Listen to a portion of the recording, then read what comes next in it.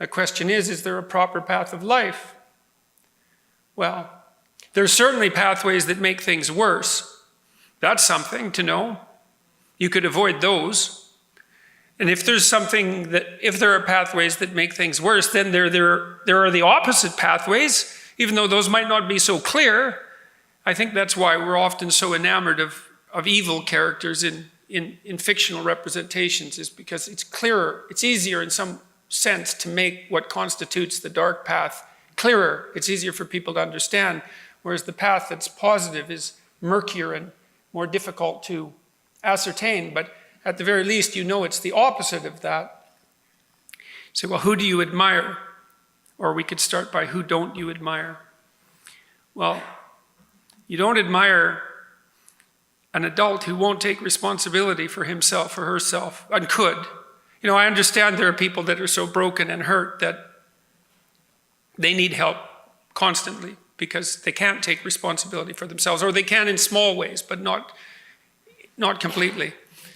But you don't admire someone who won't take responsibility for themselves. In fact, you have a sense of contempt for that. And if you happen to be that person, then you'll wake up in the middle of the night and berate yourself with what's left of your conscience for failing to undertake your moral duty, your intrinsic moral duty.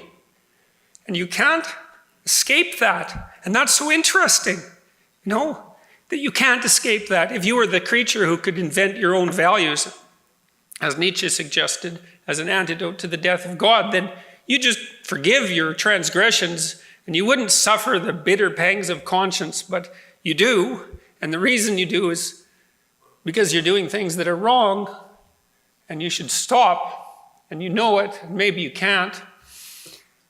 And then, well, let's say then the opposite is that you admire someone who can take responsibility for himself or herself. That's a start. And then maybe you admire someone even more if they've forged their character sufficiently to move past cynicism so that not only they take responsibility for themselves, but they can take responsibility for their family, and they're there for the people who love them when it's necessary. And if you do that, then you have something, I wouldn't say necessarily to be proud of, but at least you have one less thing to upbraid yourself with. And that's something.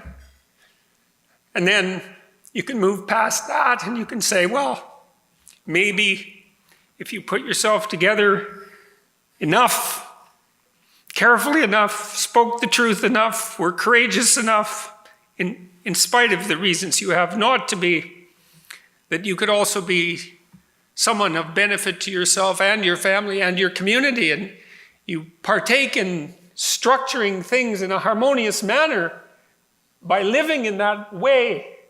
It's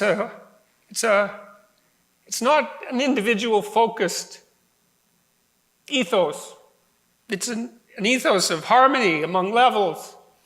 You should do what's good for you, but it has to be what's good for your family at the same time, and it has to be what's good for you and your family and your community at the same time. And that works musically, it makes all the levels work in harmony. And you can tell when that's happening. And this is another thing that's of great utility to know, is that when you're in that place where you're acting in the proper manner and you're facing things courageously and you're speaking the truth, you're imbued with a sense of fundamental meaning. And that meaning is the antidote to the catastrophe of life.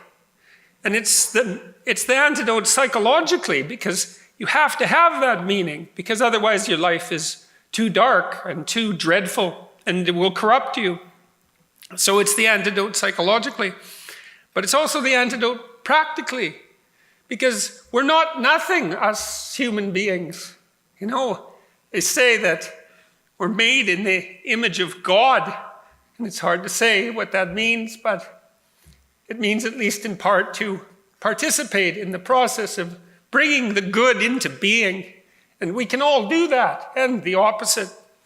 And if we accept our responsibility to ourselves and to other people and to our communities, and we lift that load up, then we live lives that are meaningful, and that stops us from being corrupt. It It provides us with a medication against catastrophe. And it also practically improves the world. That's the other thing. It's not just psychological.